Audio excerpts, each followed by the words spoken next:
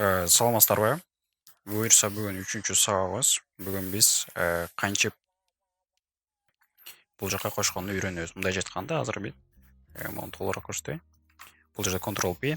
Мен азыр ушул папкалардын ичиндеги CSS же болбосо бул AMG'нин ичиндеги сүрөттөрдү ушул жака өзүбүздүн индекс HTML'ыбызга кантип кошобуз. Мындайча айтканда, папкабызды кантип HTML'ыбызга туташтырып алабыз. Так, Ctrl+B. Что мен буну өзүмө көрөм. Так, буга. Так. Bunu alıp koyulayın. Tribun'un oluşunu. Так, bunu ben koyulayım. Негизинен бул жака папка ачып алыш үчүн азыр мен биринчи CSS'ти дагы көрө алайлы. Так, канча айтылабыз. Документ алдына. Бул жерге биз болгону тегтин өзүнө эле жөн эле link деп ача турганбыз. Ушунда ал готовый болуп чыгып берет. Жөн эле enterди басабыз. Ал биринчи link. Буларга пока что тийбейбиз. Булар менен дагы өтөбүз.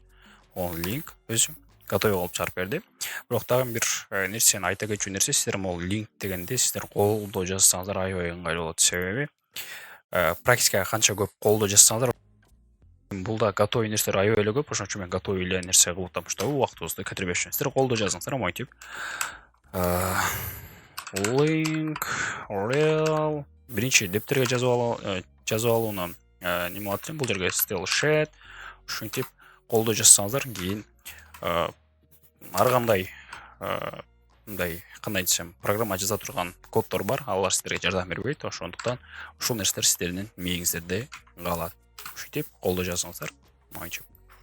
Так, эми биз эмнеге коштук? Биз CSS деген бизге свет бере турган өзүнчө кодировкабыз бар. Биз HTML, CSS деп коюп көп уксаңыздар керек. Биз ошону дагы кичине өтө кетебиз. Болгон биз бүгүн CSS-ке подключение кылабыз. Бул HTML. Так.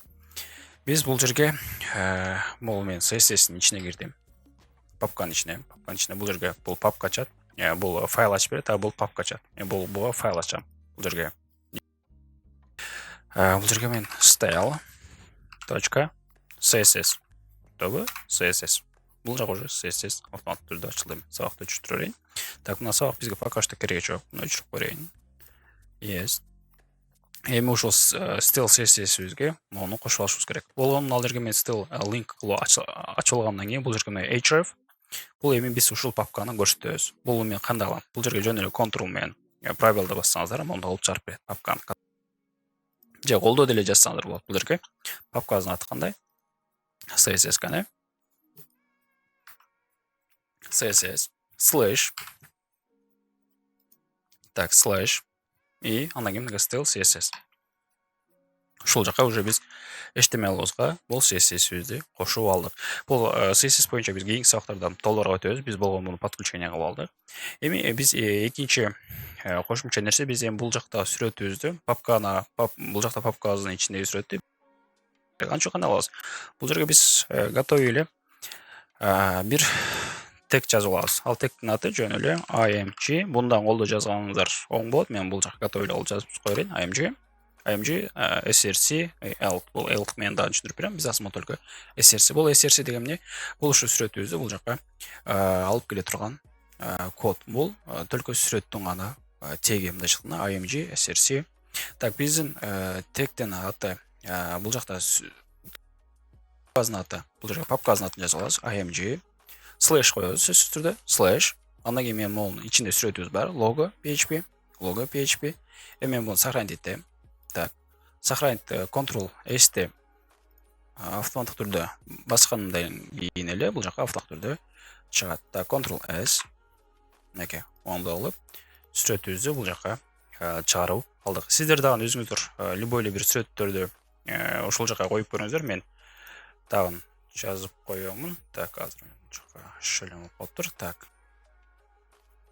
Азыр муну түзүп алайын. Так. Не это?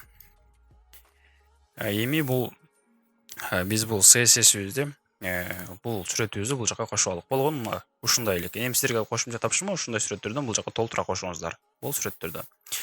Эми бул биз папканы кошушту үйрөнүп алгыла. Любой эле бул жакта CSS бар, кийинчерээк биз JavaScript менен дагы өтөбүз. Ушул папканы ушул CSS HTML ичине кошуп алабыз. Биз кийинчерээк дагы ушундай бир JavaScript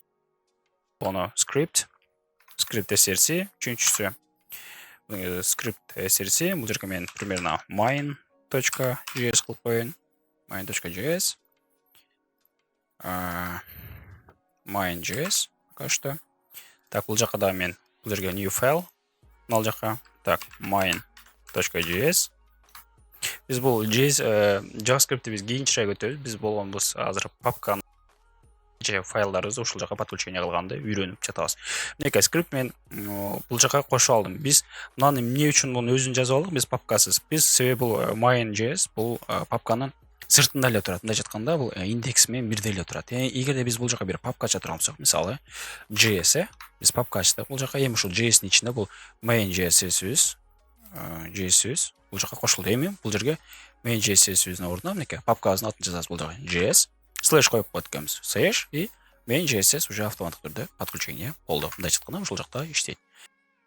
Ошол ушинтип сүрөттөрдү кошуп көрүңүздөр. Биз бул жагына дагы кайрадан эле сүрөтүбүздү кодун жазып көрөлү. IMG колду жазсаңыздар аябай эле өзүңүзгө удобный болот. src барабар кош тырнак өзү автоматтык түрдө ачылды. Ушунун ичине папкабызды указать этебиз. IMG папкасынын аты.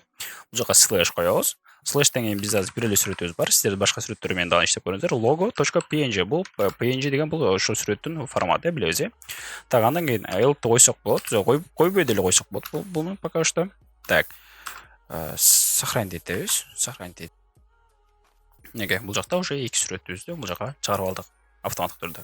Ушу менен сиздер иштеп көрүңүздөр. Бүгүн биз ушул сүрөтүбүздү кошуп ала турган тегтер менен иштеп алдык. Мындай жатканда пока что JS мынага көңүл бурбай эле коюңуздар. Мына бизге пока что биз бул JavaScript менен иштебейбиз. Биз болгонбуз мындай жатканда тест режимине эле коштук. Минекей автоматтык түрдө бул папкаларыбыздын ичине кире турган тегтерди ачып алдык. Бунубуз CSS-бизге. Буну сиздер бир эле болду. Кийин башыңыздар оорубайт. Кийинки урокторго өзүңүзгө аябай эле ыңгайлуу болот. Мисалы автоматтык түрдө мына жерге бир сүрөт коюш керек болду. Или мына жерге мына сүрөтүбүздү кичинейтип же ушул жерге бир нерсе койду. Сразу кодуңуздар кирип туруп эле IMG src кылып туруп папкаңыздарды указать этесиздер. Бул IMG-ден сырткары дагы сиздерде башка папкалардан болот, толтура. Ошону указать этип туруп сүрөтүңүздүн атын жазып койсо, все болду. Автоматтык түрдө бул жака сиздин сайтыңызга сүрөтүңүз жүктөлүп кала берет. Ошол тапшырма сиздерге ушул болсун. Мага сөзсүз түрдө сүрөткө тартып жибериңиздер. Пока что LT деле алып турсаңдар болот, же буга деле мен түшүндүрүп берем. Өзүнүн убагы келет. Сиздер азыр болгону сырттан эле бир сыра карап кое бериңиздер. Мына LT-н өзүн, мыналар болгон болсо, могу папкалар подключение кылганыңыздарды сөзсүз түрдө мага сүрөткө тартып жибериңиздер.